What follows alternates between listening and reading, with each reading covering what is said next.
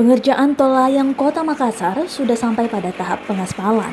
Terlihat dalam rekaman gambar yang diabadikan jurnalis Foto Tribun Timur, Jumat 24 Juli 2020. Nampak para pekerja tengah mengaspal jalan tol tersebut. Ditargetkan tol layang APP Tarani Makassar akan selesai tepat waktu dan beroperasi pada September 2020. Hal itu sempat diungkapkan Menteri Pekerjaan Umum dan Perumahan Rakyat Basuki Hadi Mulyono pada Mei lalu.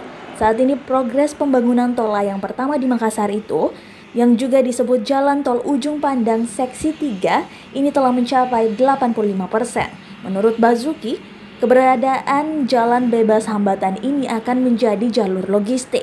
Selain itu, juga menghubungkan pusat kota Makassar dengan Pelabuhan Soekarno-Hatta, Makassar Newport, Bandara Sultan Hasanuddin dan pesisir selatan Sulawesi Selatan.